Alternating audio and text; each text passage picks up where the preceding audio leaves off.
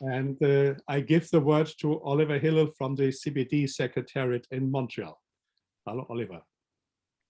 Thank you very much, Peter. It's a real pleasure to see all of you and to know and look forward to hearing about the stories and experiences in Central and Mesoamerica, because as you know, for our public, this is one of a series of webinars on which we're focusing on the links between conservation of biodiversity, protected areas, active protection of nature, and tourism.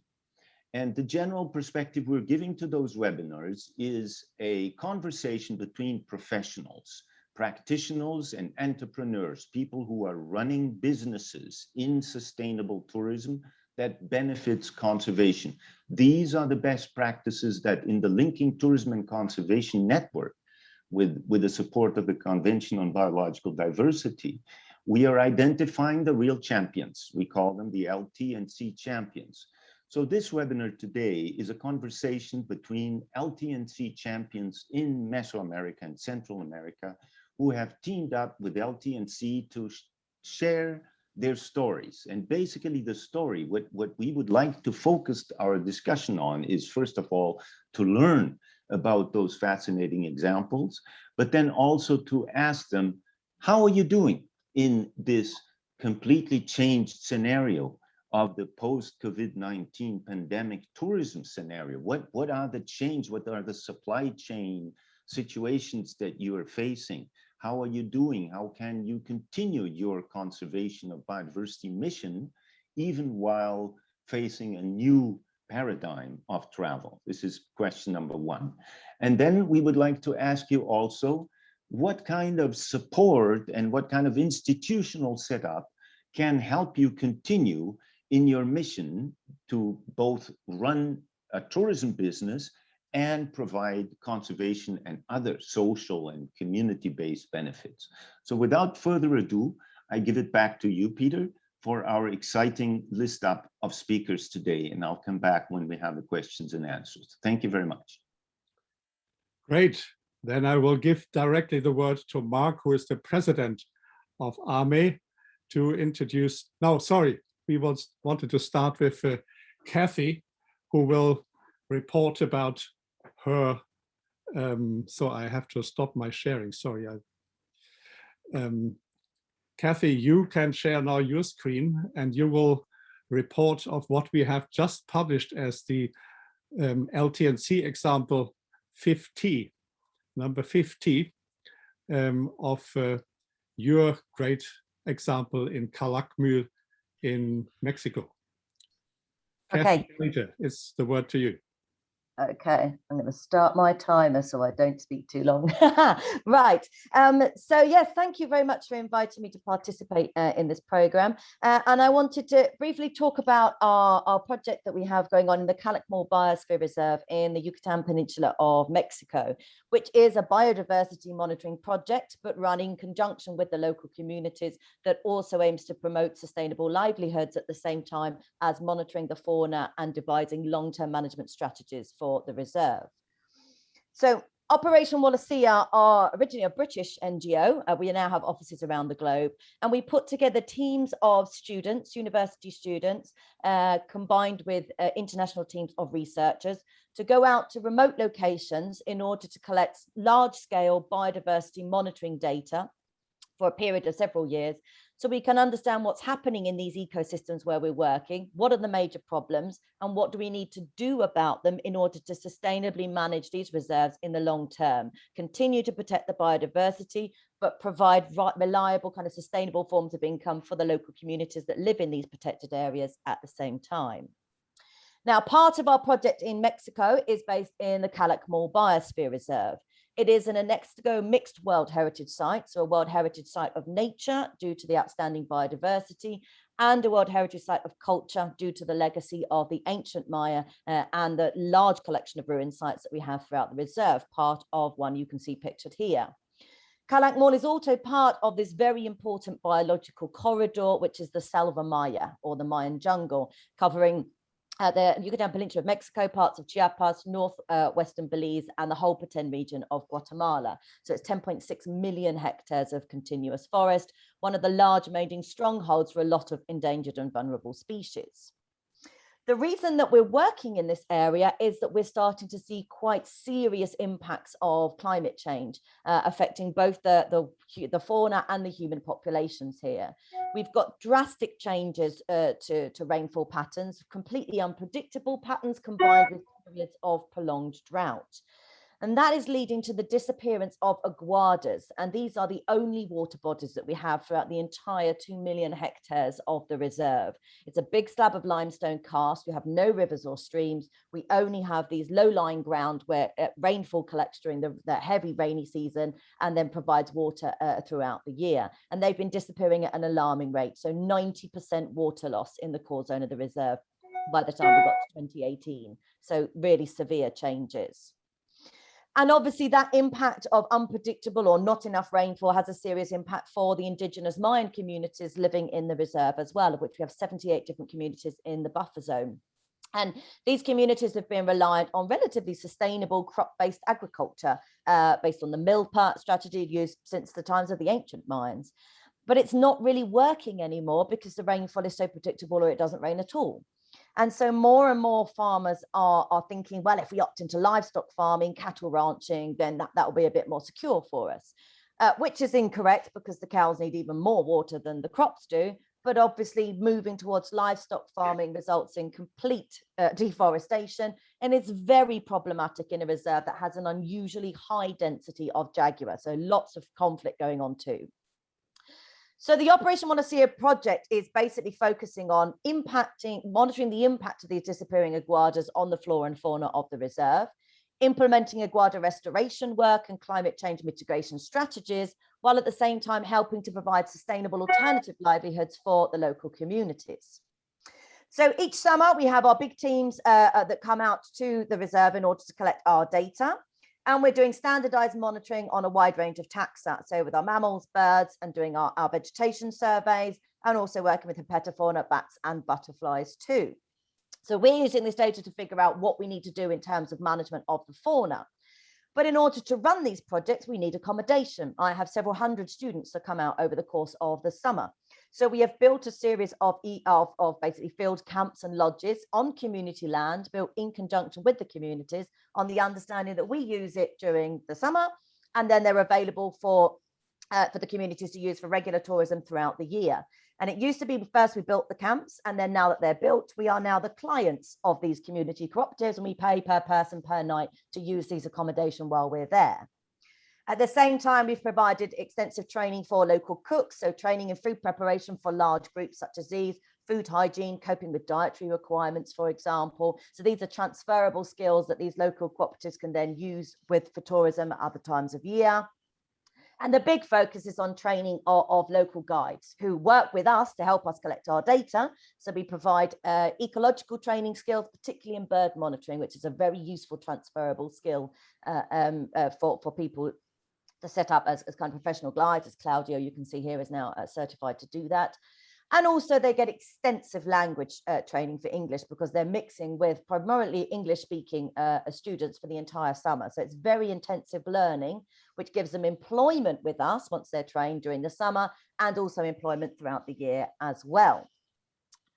The problem is what happened with COVID-19? Well, essentially, everything fell to pieces. No Operation Montecillo expedition, bringing teams of students from around the world in very large numbers to an area affected like this just isn't possible. There was no tourism whatsoever, and actually the reserve was closed to the public for almost all of 2020 and only opened in very limited numbers for the majority of this year too. So it kind of taught us that ecotourism is wonderful and works really, really well. But when something like this happens, how do you cope with it? Now, thankfully, the reserve management team, so CONAMP, the Comisión Nacional de Áreas Naturales Protegidas, and our project partners, ProNatura Peninsula Yucatan, have already been focusing on a diverse range of sustainable livelihoods, not just focusing on ecotourism. So one thing we've been helping them to promote is sustainable honey production. It's organic honey production, which is actually the major source of income for the ancient Maya. So the bees just need the trees in the forest. So just put hives in, and that's pretty much all you need to do.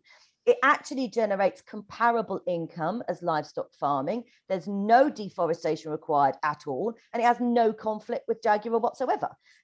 So that has been something we've been promoting, not all communities, but a large number of communities in the reserve. And in conjunction with that, there are byproducts. So, for example, beeswax candles that can then be sold in touristic areas, the honey itself, and also generation of handicrafts and other products that communities can develop. And these can be developed in communities that are very remote and will never see any tourists, but can be transported and sold to areas where there is tourism in order to get indirect benefits. And so these sustainable agriculture and sustainable honey production projects is really what saved these communities during this crisis of us not being able to do our projects. And so we've learned that ecotourism does indeed provide sustainable income for local communities, but you really don't want to put all your eggs in one basket. And it really needs to work in conjunction with sustainable agriculture. Check me out, 7 minutes and 57 seconds. There we go. That's complete. Thank you very much, Kathy. And I give the word back to Oliver.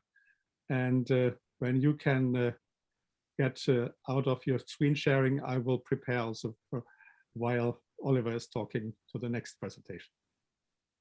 Well, no, really, I just welcome the example. I think it was a very good first view, and I think it's very much, I'd say, I wouldn't say a model, but you know, it reflects the experience of many of the people that have been, in fact, creating this kind of tourism in Central and Mesoamerica. We have to think, I mean, it is the origin. If some people say that ecotourism was proposed by a Mexican expert in '85, and some others say it was generated a few years before that, but regardless of where it was, it probably started in the region of Mesoamerica and Central America. So there's a long tradition for that. And I think the two things I carry from your presentation, Kathy, the first one would be to say, when you finish, to say, not all eggs in one basket. I don't think any time has been better to emphasize what you just said as COVID-19. Mm-hmm. We know and we have learned that all over the world, operators, sustainable tourism or ecotourism operators have had to, you know, either advance reservations or request donations or, you know, diversifies their businesses so that they can stay afloat. Now, the new systems are coming back, but and again, I mean, the two main elements for local communities are accommodation and food. So if you can somehow get that to the local players instead of going back somewhere else, that's probably the biggest contribution. And then, of course, links to conservation. So very good. Thank you very much. So Peter, on to the next one. Thank you very much. Yes, then we go to a series of presentations from the Alianza Mesoamericana de Ecoturismo, or their executive director, Mark William, will speak first, and I will run his presentation from my computer, and he will then talk to us later. Hello, good day, good evening. My name is Mark Willoon. I'm the executive director for the Mesoamerican Ecotourism Alliance. We're going to have a number of our different members share some of the activities and visions they have for post-pandemic world, and I will have a quick PowerPoint presentation, and then I'll hand it off to my other colleagues. We are founded in 2004. We're a 501c3 based in Boulder, Colorado. Currently, we have 11 members from varying backgrounds, from nonprofit conservation organization, private tour operators, educational organizations, community organizations, individual, but we're all working collaboratively with a similar vision, and that's to protect wildlands of globally significant biological and cultural diversity by building local capacity through the development and promotion of ecosystem services, including sustainable tourism as a means for supporting conservation efforts locally linking these resources to local, regional, international markets, and monitoring and mitigating negative and enhancing positive impacts. Currently, we're in 9 different countries, or work projects in 9 different countries, so, Central America plus Mexico and the United States. And increasingly, we have a number of members moving to or based in Europe. Some of our pioneering efforts, and these are just a few. One I'm particularly proud of is we introduced the concept of including a tourism value chain analysis for protected area public use planning or visitor management plans. Another that involves a number of our members was introducing whitewater rafting to Nicaragua, and as well as creating the first aquatic interpretive trail in the country. We hosted the first Mesoamerican Birding Festival in 2009 in Honduras. From 2004 to 2009, we hosted an annual Mesoamerican Sustainable Tourism Conference, and we pioneered numerous destinations and itineraries and raised millions of dollars for conservation through tours and major donor trips in collaboration with other major NGOs, non-government. If you notice, all those sort of pioneering things had a theme there where they ended in 2009.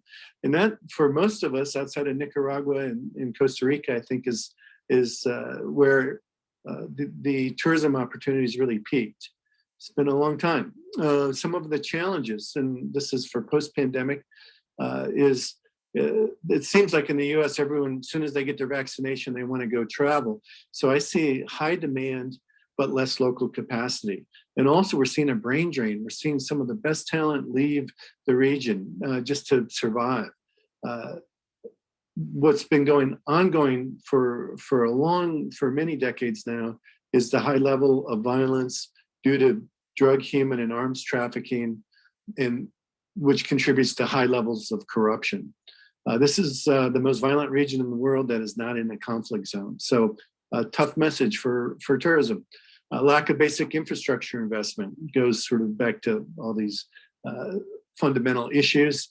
Just simply roads to get to protected areas, trails, parking areas, local guides, and maintenance of these things. The major outbound market, the United States, this is where about 70% of the business comes from in tourism. We receive daily shocking news about illegal immigrants, kids traveling by themselves, cartel violence, and human trafficking. It's got a very low image at this point with the US market. There's a big emphasis now on funding agencies to shift to national markets. This has always been an important thing from our perspective, but it is not replacing international markets. It's a much lower price point. I also see as a challenge is decreased engagement of the Sustainable Development Goals. These are a great tool for advancing conservation. And then most recently, we're lacking metrics that translate to large corporations for nature-based solution and net zero goals. We need these to translate on-the-ground conservation to getting the funding, which they're estimated at about $700 billion a year is required to meet 2050 goals. So those are some of the daunting challenges. I think some of the great opportunities we see emerging is in trends is one I really like is the proliferation of local birding clubs in all the countries. This means the youth is getting engaged in nature, which is very important. Proximity to major North American markets, both US and Canada. And for us, Mexico is an emerging market that's important. We have world-class cultural attractions like Tikal or Copan, which most have heard of, and still they're under severe threat, but some still very good natural areas like Basawas on the Nicaraguan Honduran border, Rio Platano, El Triunfo, and Chiapas, all outstanding natural areas. It's still one of the more affordable areas to go visit. There's opportunity, I think, to expand in the European market, certainly for us with more members living there. And I think it's a real ideal location for nature-based solutions. My vision, and each one of our members, we're a platform, so each of us have a slightly different perspective on this, but large-scale ecological restoration. And here we have just a simple example of above is a dried out arroyo in the state of Sonora, Mexico. Here is a bordering watershed where they've done ecological restoration and erosion control. You can see this individual up here, the scale of this, there's 3 meters of soil behind that, and that's all loading carbon, soil carbon. So I think large scale ecological restoration is the future. That's our base to move forward on. And that's where we're gonna really be able to enhance the ecosystem services, and more specifically, blue and brown carbon. Soil carbon is called brown carbon.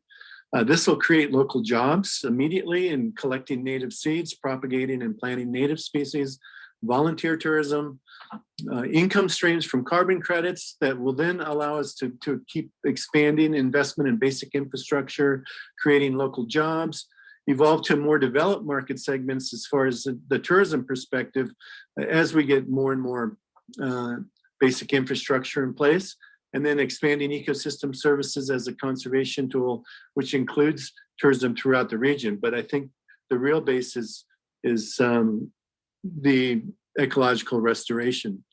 And just as an example, on a blue carbon project I developed in Mexico, of the 17 sustainable development goals here, 8 of them were included in the large-scale ecological restoration of mangrove and seagrass. So this is a really great tool as far as not only the sustainable development goals, but how to really expand our influence and get more key actors involved.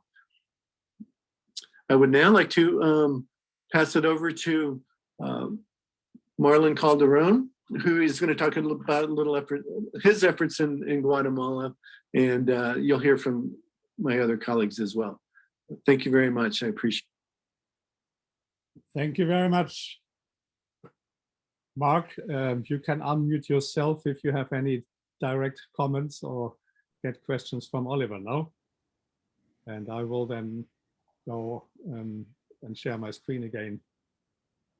And one thing I want to add, since Kathy is here, is we've been involved in Calakmul not too much recently, but since about 1994, and that new addition of the to the Biosphere Reserve, we did many major donor trips with the Nature Conservancy and raised millions of dollars to expand that corridor. Probably we did a public use plan there in 2013, I think, and that's about the last time we've had any meaningful engagement in Calakmul.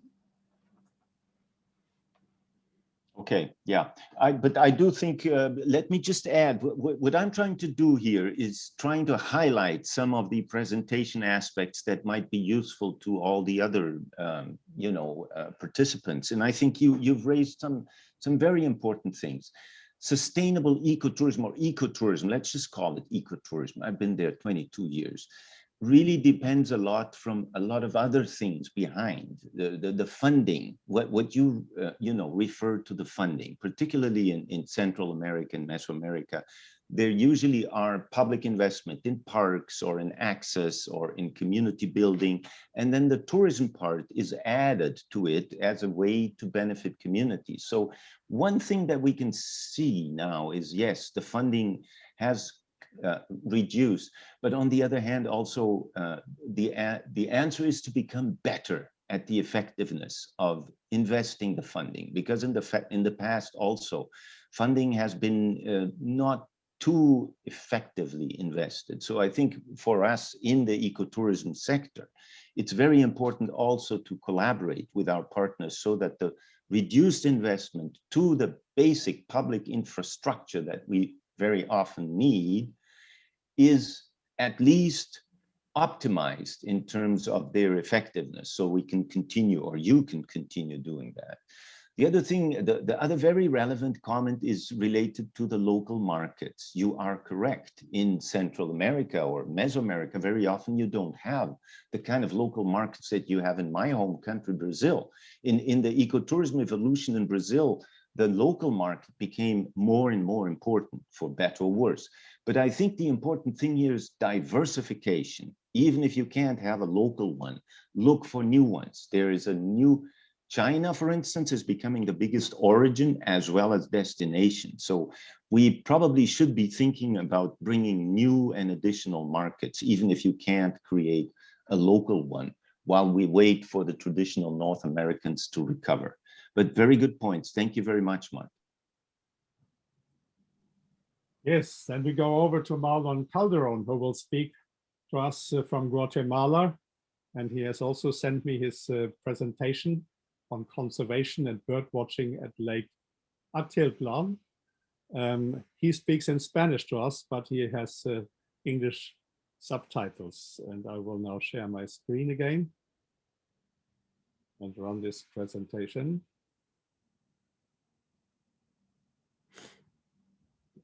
Hola, les saluda Marlon Calderón desde el lago de Atitlán, Guatemala.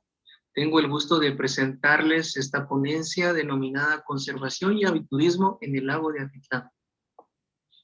El lago de Atitlán está ubicado en las tierras altas del suroccidente de Guatemala. Es un área protegida bajo la categoría de Reserva de Uso Múltiple. Posee 4 ecosistemas terrestres, además del ecosistema acuático. Los remanentes de bosque sufren una gran presión por las comunidades que ancestralmente han ocupado el territorio. Su crecimiento poblacional, su dependencia de la agricultura para subsistencia y la falta de oportunidades representa un círculo vicioso en el que la pobreza y el deterioro ambiental son parte del mismo problema. Los pueblos del lago de Atitlán pertenecen a 3 etnias mayas que ancestralmente se han disputado el territorio, el cual tiene un carácter sagrado importante, que tiene como testimonio varios sitios arqueológicos que datan desde el período preclásico maya. Ese gran legado ancestral de la cultura maya en Mesoamérica fue capaz de domesticar el maíz, el cual ha sido la base alimentaria de la población. Lastimosamente, la colonización ha significado un retraso para el desarrollo cultural. Las políticas públicas históricamente han marginado a los pueblos originarios en cuanto a las oportunidades de desarrollo e incluso al despojo de sus tierras, lo que ha provocado aún más pobreza. En la actualidad, los esfuerzos para enfrentar la situación social y ambiental del territorio del lago de Atitlán se dan desde la vía pública por el gobierno central y local y desde el ámbito privado por ONGs y la cooperación internacional. He tenido oportunidad de colaborar con la Asociación Vivamos Mejor por más de 20 años, buscando que los gobiernos locales asuman con interés el esfuerzo por lograr la conservación del patrimonio natural y cultural de sus municipios y promover actividades productivas sostenibles. De esta manera, en el año 2010 propusimos el establecimiento de una plataforma de gestión territorial denominada Corredor Biocultural y de Desarrollo Sostenible Sunil Atitlán Balam Cuyú, con varios objetivos. En la parte biológica, la conservación y conectividad de los parches de bosque, la restauración de los bosques donde sea posible, es decir, reforestación con especies nativas según el ecosistema. En la parte cultural, la conservación de los sitios arqueológicos y los sitios sagrados, es decir, los sitios ceremoniales de la espiritualidad maya, así como también las prácticas culturales de cada una de las etnias mayas que habitan el territorio. En referente al desarrollo sostenible, propiciar los sistemas agroforestales como el café bajo sombra natural y el ecoturismo, entre otros. En el año 2015, con el apoyo del Banco Interamericano de Desarrollo y la Sociedad Nacional de Audubon, iniciamos un proceso de capacitación en las comunidades alrededor del lago de Atitlán para desarrollar capacidades en el ámbito de turismo basado en la observación de aves. Producto de este esfuerzo se capacitaron a 75 personas en el conocimiento básico y 15 personas en un nivel avanzado. A partir de la culminación del curso del nivel avanzado en el año 2017, surge el colectivo de guías especializados en aviturismo Birson Atitlán. El principal objetivo de Birson Atitlán es promover la región del lago de Atitlán como un destino de clase mundial para la observación de aves, con el propósito de generación de empleo para las comunidades locales y el aprovechamiento sostenible de los esfuerzos de conservación de los ecosistemas. Esto nos motivó a la realización de eventos como el Guatemala Bird Forum y Guatemala Bird Fair, así como también a la participación en eventos de ciencia ciudadana como los conteos navideños de aves y los Global Bird Days. Con la pandemia por COVID-19 empezó una etapa diferente para los miembros del colectivo Birson-Atitlán. La generación de ingresos por concepto de turismo disminuyó casi por completo y esto obligó a la búsqueda de otras actividades económicas. Algunos regresaron a la actividad agroproductiva, otros incursionaron en la producción piscícola y avícola. Para los más jóvenes del grupo surgieron oportunidades en el ámbito de las telecomunicaciones, específicamente trabajando a distancia en los llamados call centers con base en las principales ciudades del país. Ante la caída de la afluencia turística al país y la incursión de los guías de aviturismo en otros ámbitos económicos, el colectivo Birson-Atitlán estuvo en riesgo de desaparecer. Sin embargo, a mediados del 2020, la Asociación Vivamos Mejor consiguió el apoyo de la Fundación Interamericana para apoyar acciones que permitan dar continuidad a este esfuerzo. El guía de observación de aves requiere mucha práctica y estudio para mantener sus capacidades en un nivel aceptable. Bajo este criterio diseñamos un nuevo nivel de capacitación llamado nivel maestro, dando la oportunidad a los guías del nivel avanzado a reforzar sus conocimientos, pero además formándolos como nuevos capacitadores para beneficiar a más personas en sus comunidades. El guía del nivel maestro también está siendo capacitado como educador ambiental para niños y jóvenes, con la metodología diseñada por la Universidad de Cornell denominada Detectives de Aves. Además, este esfuerzo se complementa con la dotación de plantas forestales nativas para la restauración de ecosistemas en determinadas áreas, que además sirvan para atraer a las aves a sitios accesibles para la observación con fines turísticos.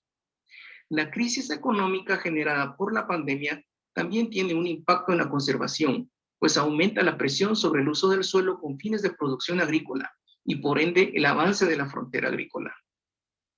Por esta razón, vemos la oportuna necesidad de formar a los miembros del Birson-Atitlán en educadores ambientales, pero también se les apoyará con capacitación e insumos para el establecimiento de huertos productivos, producción avícola y producción de bioinsumos con el objetivo de apoyarles en el tema de seguridad alimentaria y que puedan establecer en sus comunidades modelos con potencial de replicarse. De esta manera tenemos planeado enfrentar la crisis provocada por la pandemia y ante la incertidumbre del retorno del turismo internacional, nuestra propuesta es la búsqueda de conexión con el mercado nacional y regional, es decir, el turismo de proximidad. Este año fuimos invitados a la segunda edición del evento Chiapas Bird and Photo Festival, organizado por la Secretaría de Turismo del Estado de Chiapas, México. Nuestra ponencia se denominó Chiapas Portal de Mesoamérica. Esta experiencia nos motivó a formular una propuesta regional denominada Sendero Mesoamericano de las Aves. El proyecto Sendero Mesoamericano de las Aves implica la construcción de una red regional de organizaciones similares a Birson-Atitlán en otras regiones de Guatemala y además en El Salvador, Honduras, Nicaragua, Costa Rica, Panamá, Belice y los estados de Yucatán, Quintana Roo y Chiapas, México. La construcción de esta red es una misión ambiciosa, pero factible con el apoyo de los miembros de la Alianza Mesoamericana de Ecoturismo y otras organizaciones que puedan sumarse. Posteriormente, en el periodo 2023-2032, realizaremos un evento anual tipo rally festival, conformando equipos de observadores de aves en cada uno de los países y estados de la región mesoamericana, y que se dirijan con una semana de anticipación hacia la sede del Festival Mesoamericano de las Aves, viajando por tierra en una ruta diseñada por ellos mismos con el objetivo de poder reportar la mayor cantidad de aves como les sea posible, desde sus respectivas regiones hacia la región del país sede del festival, la cual se irá cambiando año con año hasta cubrir y beneficiar en el año 2032 a todas las organizaciones.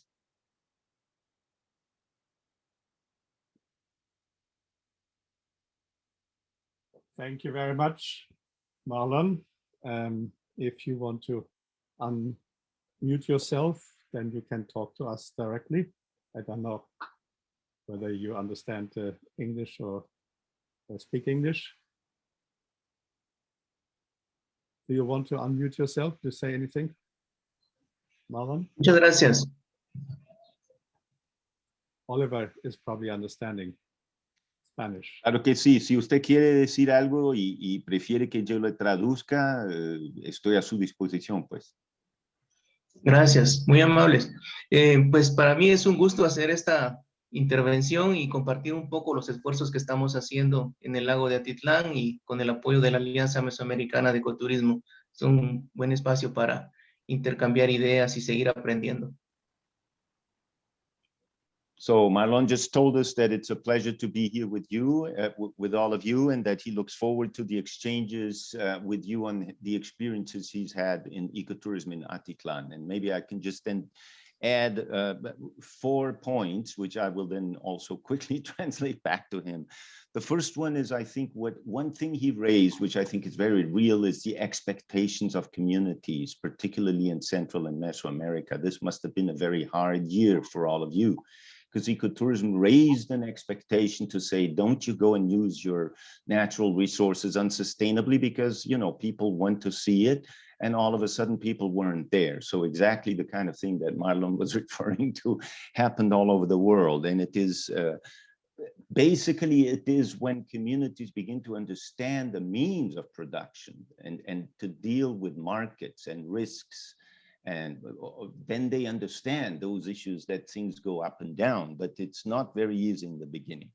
The second thing I was going to say is this COVID-19 safety protocols. Yes, travel will begin again now. We can see the curves coming down in some of the originating markets, but it is essential that people in the Atitlán and in area, as well as in Mesoamerica, there's so much great things happening in terms of certifying a very safe travel protocol for people now, because they're still very concerned. So one of the certification and training aspects that you probably need to focus a lot of attention now is safe travel in post COVID-19 issues. The issue of agriculture is also fundamental, because I think when you teach your guides to also complement, with sustainable agriculture, the new markets in the big towns can also be interested. I have friends in the Philippines who transitioned from doing ecotours to actually helping people from Manila and other big cities to learn how to do sustainable agriculture. So they go to the same site, exactly as you said, but it goes one way above. Not only your guides understand how to do the agriculture, but they offer that to the tourists as well as an additional element. And I think the other thing I took from your presentation, Marlon, is how you were able to involve people in this bird watching competition even before and after the travel. I think this is essential. Nowadays, to survive in the post-COVID tourism business, you need to engage the travelers in their life. You need to really be part of what they do in sport, how they plan their next and upcoming travels. Very good point. Muy rápidamente, solo para decirles que cuenté entonces un poco cómo es difícil lidiar con las expectativas de las comunidades después del COVID, cómo se caíran los volúmenes de turistas. Yo les hablé del protocolo de COVID-19, la seguridad de viajar es muy importante, capacitar a los guías en eso. Yo elogio su iniciativa por la alimentación sostenible con sus guías y le sugiero que eso puede ser también un atractivo para los turistas mismos, para que aprendan con sus guías cómo es que se hace, porque la seguridad alimentaria es un asunto tanto para gente que vive en las ciudades como para la gente que, como ustedes, viven ahí en un lago tan lindo como Atitlán. Y finalmente yo les elogio la iniciativa de hacer con que estas birdwatching, los eventos, invitan e involucran a los turistas ya desde su vida, es parte de su vida, es cada vez más importante que los atractivos de ecoturismo sean parte de la planificación de los turistas, para que ya con algunos meses, porque la cosa está más difícil, entonces tiene que involucrarse el turista realmente ya desde mucho antes de su viaje. Muchas gracias. Muchas gracias, Oliver. Gracias, Marlon. You have the advantage that all of the presenters speak also Spanish and understand you. I have to apologize that I don't. But we are coming now to Maria Teresa Cruz Cortedano, who is a sustainable tourism consultant at our member Maskultur in Berlin. That is from Latin American. And she is talking about brilliance through resilience, the pathway to a better normal after COVID-19 for Latin American tourism destinations. And I run her presentation now. Buenos días, Latinoamérica. Good afternoon, everyone from Berlin. And thank you for inviting me to give this presentation on the topic of resilient tourism with the title, Brilliance Through Resilience, the pathway to a better normal after COVID-19 for Latin American tourism destinations. My name is Maria Teresa Cruz. I'm from Nicaragua. I've been working for 2 years as a sustainability consultant in Mascontour, and I'm a member from the Alianza Mesoamericana de Ecotourism. Now I would like to share with you my screen.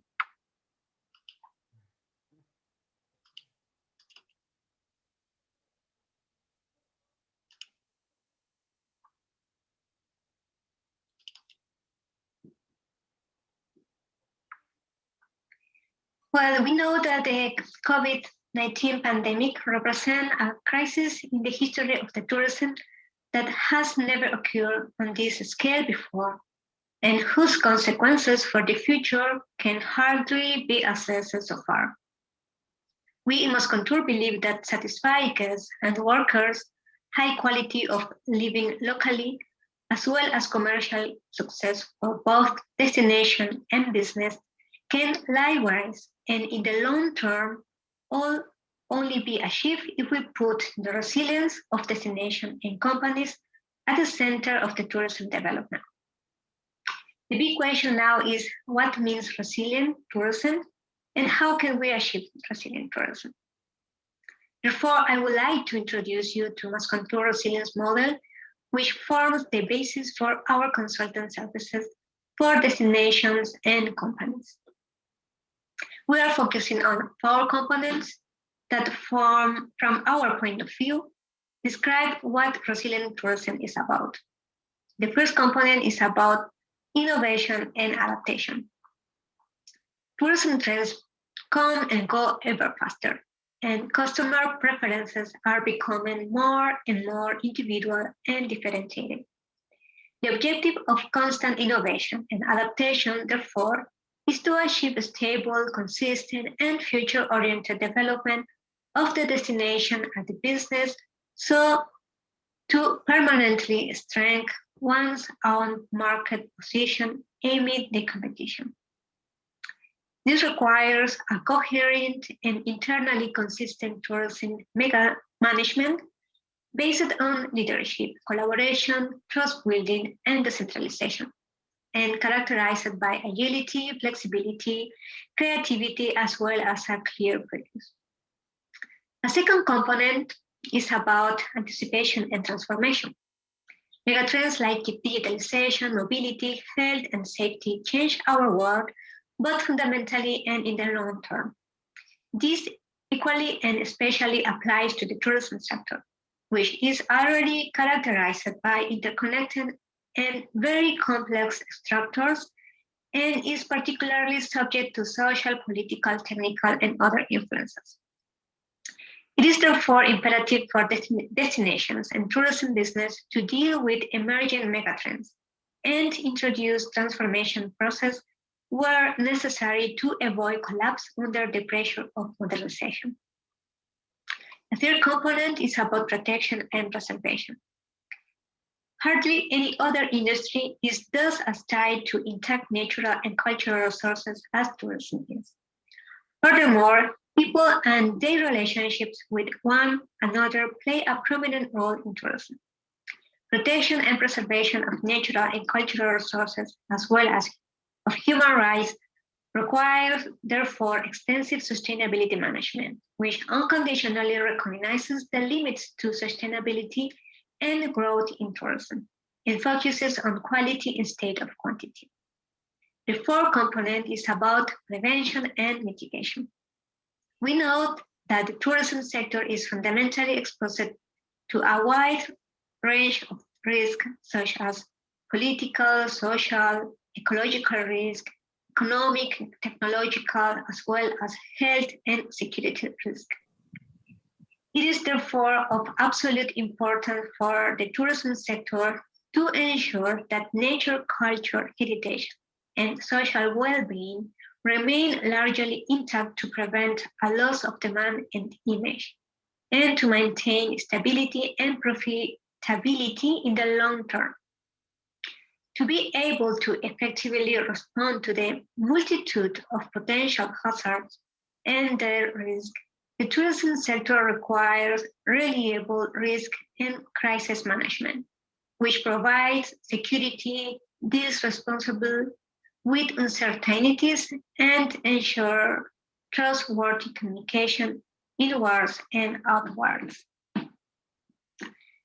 On the left, you can see our resilient model with its 4 components at a glance. So in summary, we can say that resilient tourism involves thinking holistically and understanding competitiveness, modernization, sustainability, and risk prevention as equal important elements for future-oriented action at the destination and business level.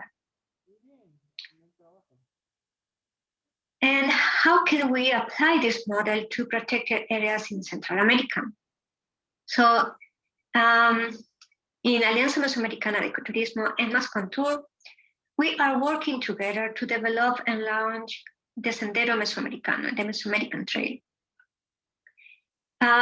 To implement this model for resilient tourism, we consider that we already have some important elements. For example, we have a strong network of professionals in ecotourism and conservation. We have human capacities and constant trainings, great biodiversity, nature and culture with outstanding universal values, experience implementing nature-based solution projects, for example, mangroves, plantation, permaculture, and other projects that my colleagues are going to explain in their presentations, and also professional tour guides. We consider that other elements that we still need are, for example, reinforced technological capabilities, more environmental awareness campaigns, and implementation of nature-based solution projects.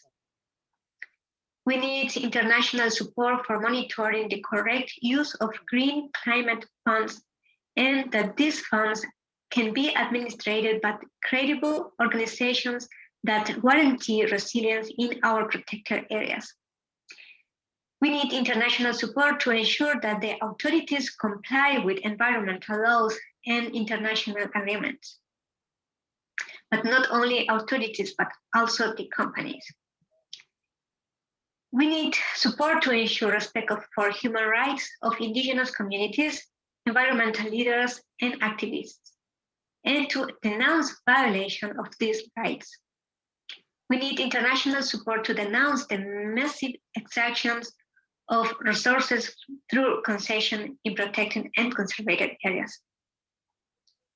And if we finally look at the pathway for a better normal, if we agree that travel needs a long-term value and need future prospect, then we have to critically rethink and also reorient tourism in all its facets and use the recovery phase after COVID-19 to rebuild tourism and establish resilient structures for destination and tourism enterprises. So our motto for the future, therefore, is be brilliant and become resilient. And with this final remark, I would like to close my presentation. Thank you very much for your attention. Thank you very much, Maria Teresa. And back to Oliver. Thank you so much. Yes, and I will use this very interesting presentation by Mascontour and Maria Teresa to raise a few issues. The first one is you looked at the whole structure of the tourism industry, and one thing that is very relevant to us or you eco-tour operators is that the big tourism industry changed radically, probably more than you. Because what happened with the COVID crisis was that the subsidies to airlines, the subsidies to sea, to construction of ports, and the subsidies to the construction of large-size resorts disappeared. There's no more that thing, and we as ecotourism operators used to count on those bigger, particularly in Central and Mesoamerica. You always had ecotourism kind of a satellite of the bigger structures of tourism. Now, what's happening in these days is that these bigger structures of tourism are probably worse off than the eco-tour operators, because 90% revenue less in Varadero. Can you imagine what a disaster that is? So the bigger structures are really having a difficulty now to keep afloat, and that has consequences for this group. So your presentation is very smart and strategic in trying to see what are the changes that come with this. The second point I wanted to raise is it's a great idea to come up, and I know that we've always been proposing trails. What are trails? Like senderos or routes or flyways? They are ways to connect destinations. This makes a lot of sense because we are all small and medium sized. So by connecting destinations, you can get more tourists because they can suddenly make a whole 7-day program instead of just having to learn about your lodge or your operation. This is very good, but it used to be that you could just do the trail and leave it there. Now you actually have to weave it with the operators and the media that will then help you sell it. Because if you just do it and put it out there, it doesn't work anymore because the volumes are down. So I advise every time we talk about tours and things like that to think all the way, how is the tourist going to learn about that and come and visit you?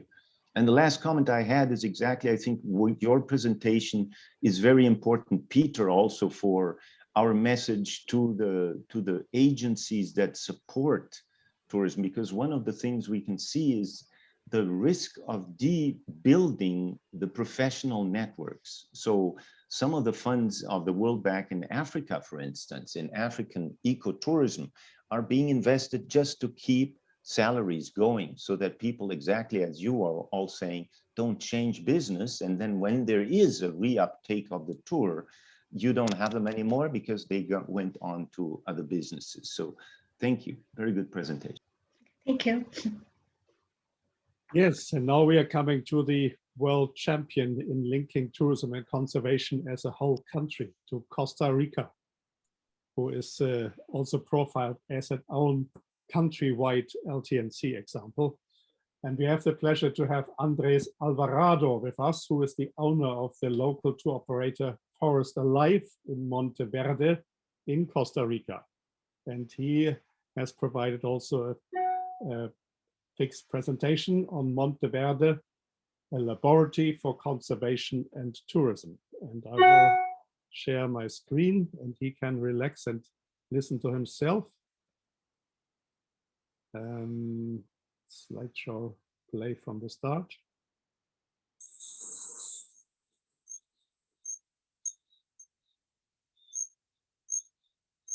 Hi, my name is Andres Alvarado, and I am owner and senior guide of Forest Life Expeditions, a small tour operator and outdoor shop based in Monteverde, Costa Rica.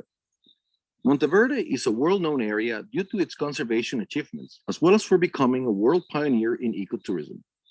It holds an amazing layout of diverse ecosystems, as well as a very unique culture based on ecotourism and conservation. From the natural point of view, Monteverde is located in the Tilarán mountain range, where northeast winds coming from the Caribbean and winds from the Pacific coming from the west push one another, playing an arm wrestling match. With a dominancy of the trade winds all year round, on the Caribbean side, they create the perfect conditions for lushy rainforests on that slope. As the winds rise closer to the highlands, the clouds get captured and hit the trees directly, where they start dripping. Water gets captured by tree branches, mosses, orchids, bromeliads, philodendrons, and many other epiphytes that grow on them. This produces the greenest ecosystems on Earth, the cloud forest. Capturing water is one of the most important climate services they provide. being the origin of our major rivers that give life to lowland rainforests, tropical rain shadow forests, dry forests, and mangroves, as well as for agricultural grounds, and one key reason for their conservation. The fact that you can visit these forests in walking distance or short drives have given scientists an incredible laboratory for in-depth ecosystem research to get comparative data that is of immense value for their understanding and their conservation, and key for understanding and measuring climate change. The first inhabitants of Monteverde migrated for subsistence farming, getting land from the government that created a squatter law to expand the agricultural frontier, as most people lived in the Central Valley that still concentrates more than half of our population today. In the early 50s, a group of 11 families, mostly Quakers from Alabama, moved to Monteverde as they did not want to go to military duty for the Korean War. They brought a whole different level of technologies at the time and know-how, as well as very different ways of living compared to the local farmers, who also benefited from the exchange greatly. They had portable sawmills to build houses, chainsaws, jeeps, and machinery for larger scale cheese farming, and even made a hydropower plant and gave electricity to town as early as 1958, where our government power company only arrived in 1980. They even had a press and a newspaper. They left a third of the land that they have purchased as forests to protect watersheds, and these beautiful ecosystems they also fell in love with. This cultural combination and a very friendly community with advanced conservation views, as well as a great ecological condition of having 2.5% of the world's biodiversity, attracted a whole new community of scientists that became vital in the development of Monteverde. George Powell came to research on the resplendent quetzal for his PhD and became an activist, joining 57 scientists that wanted to protect and research on the cloud forest. Together, they founded the Monteverde Reserve, adding to the Quaker watershed protected land. Eventually, the Santa Elena Reserve, the Eternal Children Rainforest, Curicancha Reserve, and many other protected areas were added to the conservation of a variety of different ecosystems from the mountaintops to the lowlands. The friends of those scientists who came visit and were guided by them became the first tourists, and they became the first guides. The assistants of their scientific studies, as well as other locals, were trained as the first generations of official naturalist guides. Natural history walks and bird watching tours caught the attention of many visitors that discovered the magic and uniqueness of the cloud forest and its neighboring ecosystems. Guide training programs were highly inspired in what was happening in Monteverde. This is the field where I have spent 25 years of my life: nature interpretation and guiding expeditions across forests and oceans of Costa Rica, Panama, and Nicaragua. In the latter, I got to teach on various guiding training programs developed by Matagalpa Tours and Ariel Rosma, actual president of the Asociación Mesoamericana de Ecotourismo, where I became the first Costa Rican member later on. My contribution as an experienced guide and having lived in Monteverde's ecotourism lab for more than 16 years now, helped bringing in lots of our experiences and shared them with an eager to learn group of naturalist guides from Mesoamerica. Some of them are also members of AME today. Since the establishment of reserves in Monteverde, visitation has grown to become the major economic activity, and most people depend on it directly or indirectly.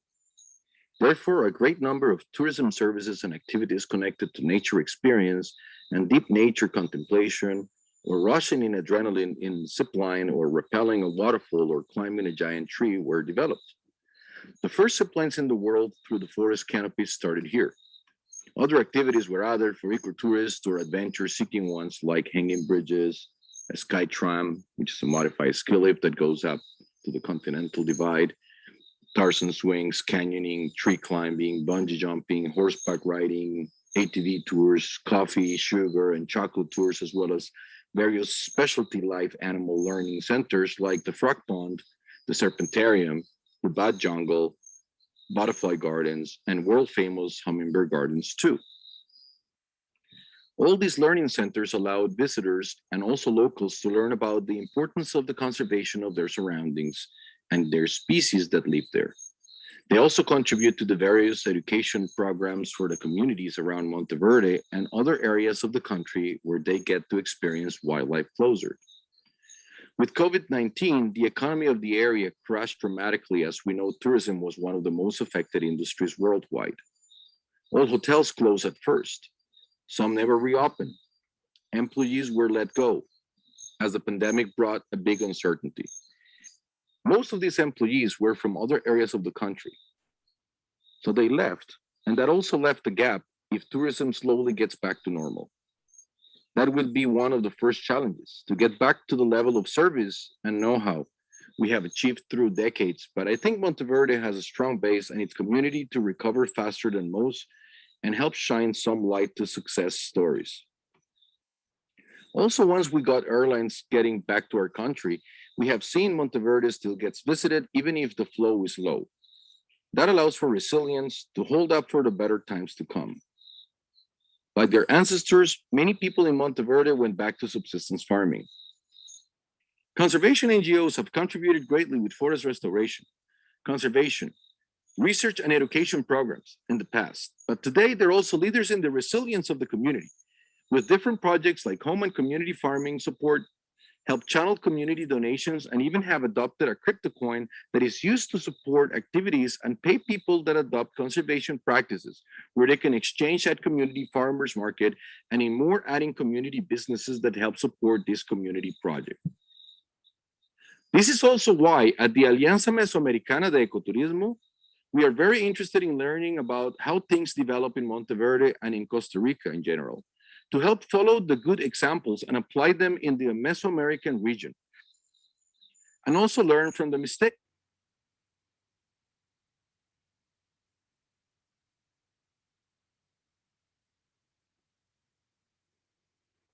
I don't know whether the video stops here, but Yes, they're a little cut off, but no problem. okay. It ends right there. Okay, thank you, Andre. Maybe you want to add a few words live? Well, thank you very much for the opportunity. It is definitely a pleasure to be around this amazing panel and to share some of the experiences that Monteverde really can provide to the world. We're talking how the tourism, ecotourism origin comes from these areas, and Monteverde definitely has been one of the core areas where a lot of the, like I was commenting in the beginning and in the end, there's a lot of good things, and there's also mistakes we've done that we also have to learn from. That's kind of where I cut off, so I like to catch it back there. But here is where we can contribute to the world as well, and in many ways, and hopefully you also want to come and see eventually how Monteverde looks like. If you haven't been there, I'm sure some of you have, and visit us as well when things are easier for that. So I hope that you also become part of the conservation of Monteverde and be part of these people that put an eye on us. You're welcome to that. Yes, we probably should come back soon in the discussion round, but to come there, we have to speed up, I think, and go directly to the final presenters here, which are the president of AME, and together with Arjen Reusma, together with Ernesto Tambo. They put their presentation together, and I understand they will show it also by sharing their screen. Is that right? Yeah. So you do it live by sharing your screen, which you should be enabled to do.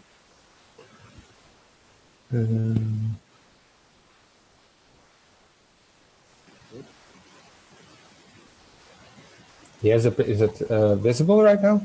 Yes, functioning well. Okay. Thank you very much. Yeah, my name is Arjen Reusma.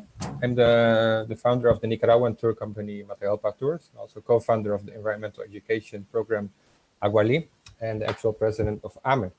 And I'd like to talk a bit about the role of local tourism operators in conservation and sustainable destination.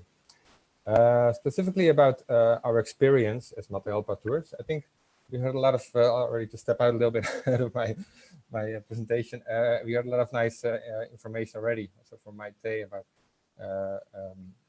things that we can learn of after the COVID crisis. My presentation is more about a little bit the micro level of how we have been done things in Nicaragua with Matagalpa Tours. And since like about 18 years. I've been working with Matagalpa Tours as a small tour company in northern Nicaragua, organizing nature-based tourism, adventure trips, also rafting, bicycle tours, and a lot of community tourism. During those years, I've seen the power of tourism operate as an industry in general, as you all know. It's very important how, on the sustainability of the products we have. It's very important on the sustainability in the destination. But I don't really like to talk about that now.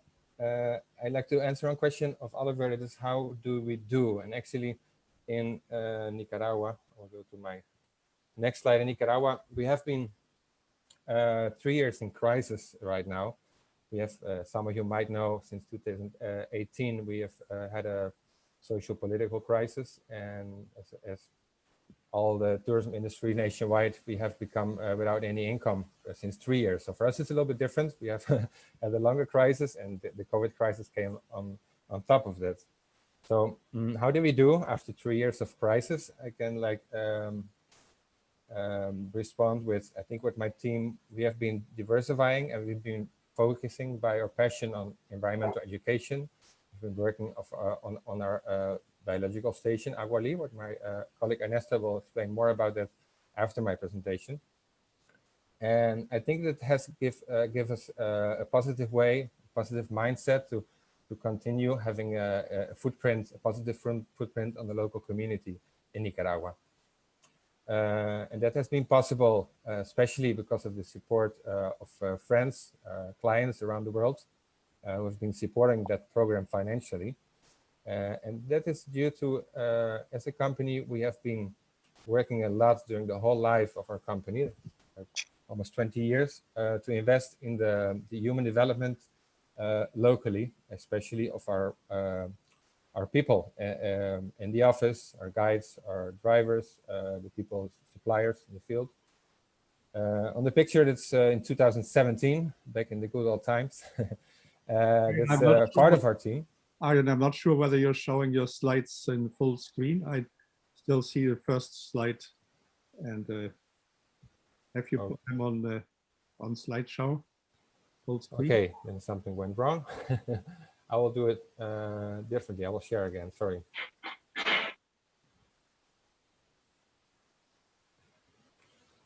Okay.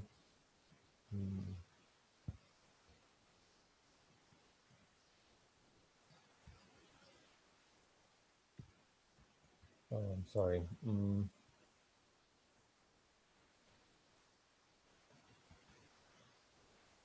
Okay, share screen again. What do you see the presentation again? Yes. Okay, now you see a different slide. Okay, put it in the PDF. Yeah, so we've been showing resilience, and I think that's part of our team back in 2017. Most of those people, they are not working with Matagalpa Tours anymore, and that's a sad story. But on the other side, I'm also happy because we've been building a team for many years during the life of our company, and we always have been investing a lot on the professional and personal development of the people in our team, and also supporting with activities and training for guides, suppliers, also involving clients. I think by having done this investment on the development of our people, they've been able to grow personally, and that have helped themselves to evolve better in times of crisis. So that's something that's like a lesson I like to give for like other companies. If you really invest in your human development locally in general, but especially in your own team, that is like the seed you will sow, so they can help themselves better in the future. That's some of the lessons I'm realizing. Well, as a company, it's always important to be authentic and keep innovating, and it's very important to keep a good relation with your suppliers and your clients, and involve them in the whole process of the personal and professional development. as resilient people will overcome. We've done a lot of investment in continuous guide training, very important interpretation, provoked thinking by clients, and I also like to mention the guide standard of ATTA that's recently renewed, and I think it's really important for companies to read into that and apply that to their work in training their guides. I also think it's very important to create opportunities for people, for local people, promote entrepreneurship, and also apply nature-based solutions and teach people how to do that, because it sounds like something really big, but there are a lot of small things people can do at their homes, in their way of living, to be better prepared and face climate change too.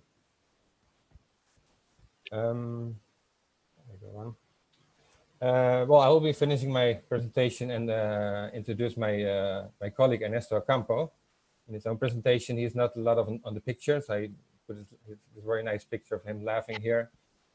Something else I like to tell is the importance of alliances and working together with other organizations, or the logos, of course, the Alianza AME.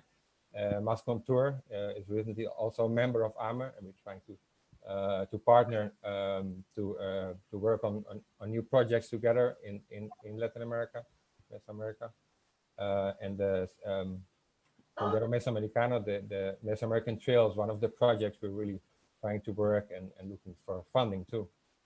And thanks to Linking Tourism and Conservation for this opportunity. So I'd like to finish my presentation with, if you be positive, passionate, and happy with everything you do, you will see how you will light up other people. So I will give the word to Ernesto. Hola, can you hear me? Yes. Okay, very good. So, hello, my name is Ernesto Ocampo, and I am the coordinator of the biological station Agualí, which is located in Matagalpa, Nicaragua. Thank you all for the opportunity for me to share with you the work we do together with the Mesoamerican Ecotourism Alliance. The biological station is located in the northern area of Matagalpa. We are an educational and research center that promotes conservation and the recovery of ecosystem. We do it through dynamic and hands-on experiences, and we teach leadership skills, professional guiding techniques, and train people who want to become naturalists. And we do it by provoking critical thinking, interest, and knowledge about our relationship with and communication with the environment and the society. Our philosophy, yeah, next slide, Ariane. Yeah, so I was talking a little bit about what we do at the biological station, and basically our philosophy takes into account in the environment, the tradition of local culture, decent employment and education for our people, and we identify ourselves with the values of quality, authenticity, responsible, and local consumption. We also identify ourselves with education at all levels, love for nature, creativity, tolerance, teamwork, and scientific curiosity. Our decision has been to focus our nature conservation efforts mainly on education of local people, and also give them the opportunity to become tourists so they can understand what it feels like to be a tourist. With more young people gaining conscious of the importance of preserving nature on the long term will be more sustainable, because conservation and the work of education will not be possible without people. Next slide, Ariane. So as Ariane explained a little bit before, the idea of this project was born from our previous experience in the world of tourism together with Matagalpa Tours. Where through thematic tours, trained guides, and hands-on experiences in nature, it was possible to create awareness, critical thinking, and desire in the participants to make changes in their lifestyles and to be part of a concrete actions for change. And in the next slide, I'm going to talk a little bit about what has happened in a little bit briefly. I didn't mention a little bit of the social political crisis. And then on top of that, 2020 COVID-19 pushed us to evolve faster. So even with the difficult years that we have had since 2018, with the political crisis and the pandemic in 2020, we came up with an idea of gathering a group of 25 young people from our city to train them as bilingual environmental leaders. And this will be our first step of becoming an educational and research center. The program is a reality thanks to the support of friends and other people who know the work of Aguali and mainly Matagalpa Tours. This works as an individual sponsorship, which means one donor is sponsoring one student or one scholarship for one student. And in the educational program, in the next slide, Ariane, we created a program for 18 months for 25 students. And these are the students who receive very high quality of education. Right here, you can see some of our students bird watching, doing photography, and learning a little bit about the behavior while they are in the forest. So many of the students, they have been called out to learn English, but at the same time, they are learning multiple skills. And so in the next slide, we'll talk about a little bit of the outdoor teaching that involves tour guiding techniques, organic agriculture, citizen science, beekeeping, and also wilderness versus fun, sustainability being one of the most important ones, outdoor activities, fauna and flora identification, and last but not least, thematic and environmental interpretation. Actually, this is one of our most important ones, where we develop interest in the forest, but at the same time, we are learning how to interpret the forest into a language that is more understandable, right? Next, Anian, please. And also, we have another program which is very, very strong, which is about our environmental work in education for children. So we have around 35 children from our neighboring community that come every weekend to learn about the forest, but also to have fun and to grow in integrity as well. And in our environmental program for young people, they are asked to teach this to students. So basically, we are creating a cycle in which students are teaching younger students, and younger students in the future will teach another generation. And for us, conservation is not only about planting trees, but it's also planting a seed in their hearts, which will make something better for the future. And next slide. So to talk about our impact and challenges, it's a little too soon to talk about our impacts, but we're very happy with the current results. It is still a long way to accomplish everything we want to see, but we are very happy with the students, and also with a very good portion of the forest that is being preserved. More participation in the local communities is now more evident in the education process. And also we are seeing a lot of positive changes in the students. And also they are being more confident, and they're developing a lot more curiosity to interpret the forest. And we do have a lot of external challenges, but together with AME, I am very sure that we see more projects coming, like probably a school for guides and naturalists, and many other projects for conservation. And even though the external challenges that we might have, like for example, COVID-19, lack of vaccinations and different other things, if we stay positive and if we do the work passionately, we can always overcome all the barriers. I myself, as I didn't explain a little bit before, I am an example of education invested in me. And now I am presenting here something that 50 years ago I would never imagine. But that's why I believe very strongly in education, and that's what we're doing at the biological station. Thank you very much, and I hope I didn't take that much time. Thank you very much, Ernesto and Arjen. We had a very condensed series now of presentation, very exciting, but we have only 10 minutes left for our discussion, so we should use it in a very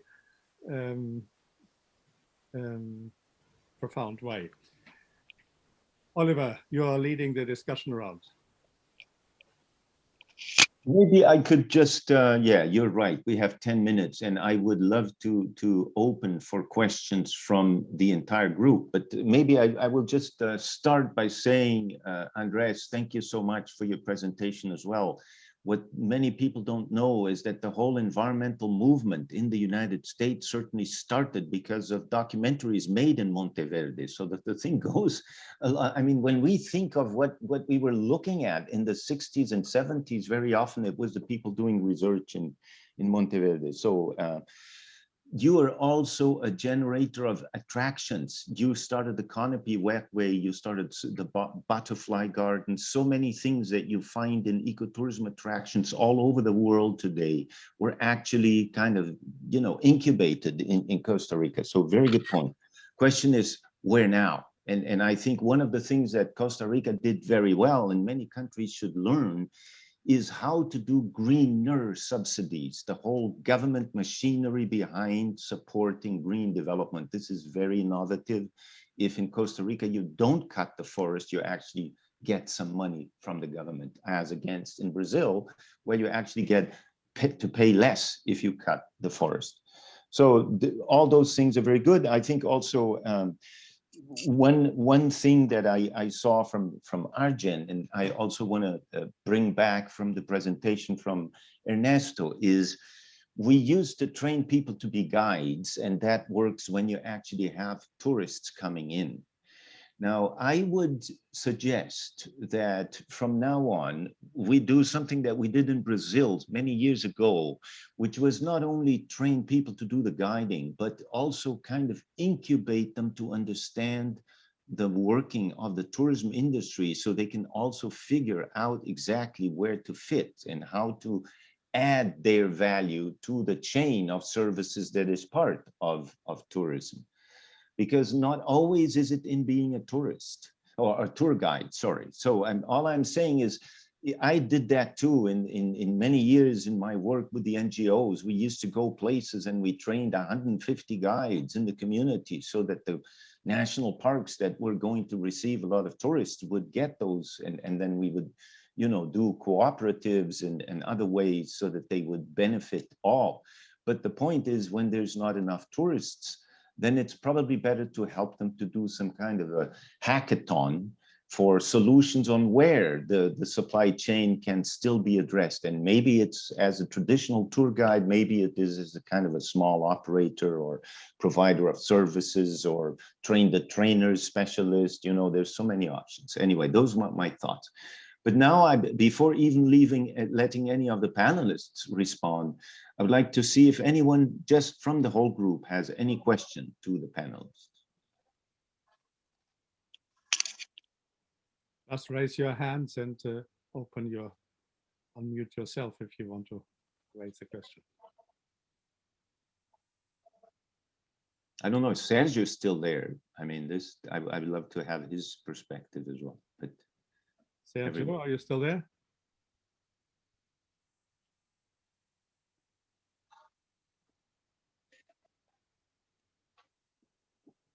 It doesn't listen. Well, if there are no direct questions, then I would like to, okay, Pablo, please, Pablo, come in. Hey, hi, how are you doing, guys? Thank you very much for all the presentations. They were very interesting. I am in Lima, Peru, in the south of Lima, developing also ecotourism in Peru, actually also sometimes in Ecuador and Bolivia. And one of the projects we do have is we are doing a benchmark analysis seeking meaningful experiences for people with special needs. We already have several persons from the US and Belgium with special needs that had the dream, for example, to go to Machu Picchu, and we fulfilled this dream. We are preparing our guides in a language, for example, for people that have communication problems and so far.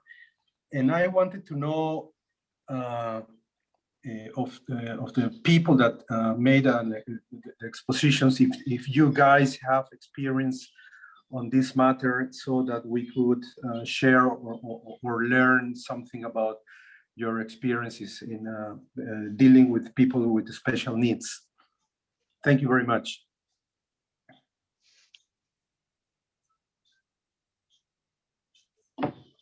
Anyone to comment on that? Mark? Go ahead, Mark. Yeah, I have a colleague with Colorado State University in the Center for Protected Area Management named Larry Lechner, who's designed a manual for challenged individuals. So I can somehow we'll be able to interchange information, but I can put you, at least get you Larry's email address and you can communicate with him. He's fully bilingual. He's focused on trail development in Latin America. So he's a very good resource. And I can totally on that, Mark, because I know CSU and I know Larry. They are probably the world's best experts on interpretation of nature. They train a lot of people. So it's definitely a global reference. Wow, that's amazing. Thank you very much, Mark. Thank you very much. I don't know, Peter, how could Mark contact me or sending me the contact of Larry and Colorado University? But from my side, Pablo, I just wanted to also add, I think one thing, usually it is up to governments to provide some kind of a structure to facilitate the travel of people with special needs. There are in Brazil, for instance, associations and standards, and you know, what you need, of course, is volume. In your case, you wanna optimize your effort so that you also, I mean, it's a great idea to set this all up, but then you need the tourists, because we all know that very often people with special needs are not the ones that have the biggest amount of money available. So it's also a question of how do you make that. But I also wanted to add that when we do that, one thing that we're seeing more and more is going to nature requires quite a lot of physical setup that people don't have anymore. So even if you don't talk about special needs, I think we could also think of not special needs, but just not the ability to walk 5 kilometers. How do we do it for those special needs people, which will become more and more the future? So I thank you for that very good question. From my perspective, I just wanted to also react to one thing that was coming up here, which is creating value for nature, you know, and I think through these new situations where people are mostly at home, what we need, you know, I remember Arjun talking about some of his clients keeping the communities going and being interested in what's happening because they are connected to these things. So I'm also thinking, how can we optimize those alternatives for people to get engaged with conservation? Because travel is just one of the ways you go. So in fact, what you're doing is once the person comes and gets to know your project, it becomes a whole new game. And it's not only about tourism. Tourism is one of the things, but the point is really to keep that person engaged and explain to them the role and the contribution even before they come. And I think we all know that. So the narrative of how do we get the tourists to really understand the role they play, particularly when we're talking about low volume businesses such as ecotourism, becomes more and more important. So at this point, any comment from the panel? Kathy? Yes, just to add to that last point about, you know, most tourists being stuck at home. It's one of the issues that we had with our projects, obviously. Now, we mainly it's educational tourism in the sense that we're dealing with students, but we offered online internships where students, actually their schools and universities funded it. It was only $100. It wasn't really for the purpose of making money, but it was for the purpose of showing them our data sets, what we do with this, the analysis and what the project's all about. And we had huge numbers of uptakes of people who did the online interns with us, have now booked to go on expeditions in 2022 and already paid all their deposits. So it's helped to generate some income online and secure bookings for when we can operate fully. And that was something that we got huge response to. We were really quite surprised about how many people really wanted to do that.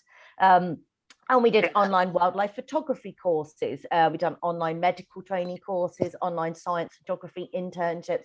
We just everything that we've ever done. We thought, how do we do that online and generate these courses that were available for people to sign up to? And it did work really, really well to see us through and to ensure that we've got bookings ready for as soon as when we can start operating fully. So I would definitely recommend that to anyone looking for something to be doing at the moment. Take full advantage of the internet and all the amazing resources that you already have to deliver something in an online format. That's a great example, and I'm very, very happy that you all are so optimistic and so positive to really use the challenges which came up with the pandemic. And it is our main meaning that we should learn from each other, and therefore we are also organizing these kind of webinars. And those examples which you're providing, they should actually lead the future for others also outside our networks. And we should try to convince more and more people that we should all act within the broad frame of the Sustainable Development Goals, and where climate and biodiversity play probably a leading role. And we are focusing here on particularly saving the biodiversity. And as you all know, this year is a particular important one where major decisions have to be taken. At the end of the year, the world community will come together in China to hopefully decide that we actually need at least 30% of our globe protected. Many nations are already in favor of that, and we are of course supporting that and believe that if that is first decided and then really the goal for the next decade, that tourism will play a major role to help that happening. Tourism has all the strengths and the potential to support the creation and the further development of protected areas, as well as tourism can support potentially all the Sustainable Development Goals. And you are just the right people to play that role, which is so important for the entire world and for all the people in the world society. Here is an example, Peter, if I may, of a role that Mesoamerica particularly could play, because you are pioneers, you were pioneers, and so a lot of the stories have been drawn from this experience. There are many initiatives that will start now to create new protected areas. I want to highlight the Legacy Landscapes initiative by Germany, which will receive significant funding support from many others. Peter and myself, for instance, we're involved in trying to help people to say, well, if you're going to create new protected areas in very remote parts of the world, and we all know that just the creation of parks doesn't really conserve anything. You need to create opportunities for locals. You need to engage them. It's the same story of Central and Mesoamerica, of course. And then where do you go from there? You go to tourism. Of course, you go there. It's the only market segment that can really directly help set this up. There's been no other. Bioprospecting doesn't work at the same level. So the point is, you guys can teach those new protected areas how to develop those community development organizations and involvement, because people, like you, have that experience. So I think, it's a question also of how to package the experience of people like Andres and others, and Ernesto and all of you. How can we tell people in the whole world, look, if you're going to set up a protected area in a place that needs maybe 200 tourists a year, not more, then learn with these people. So therefore, we also always ask the providers of our so-called LT&C examples, where you can concretely describe how financially or politically or educationally wise support the creation or development of protected areas, that you always think in the end, where you can export your model, where could you think your model could be replicated. That's one of our main issue we are looking forwards, and we all want to make you thinking. And if you have not already profiled your operations as an LT&C example, you should probably think about that, and then think also where you could partner with another destination and help them to learn from you. Today was also quite interesting to see how much birds are playing a role in your education.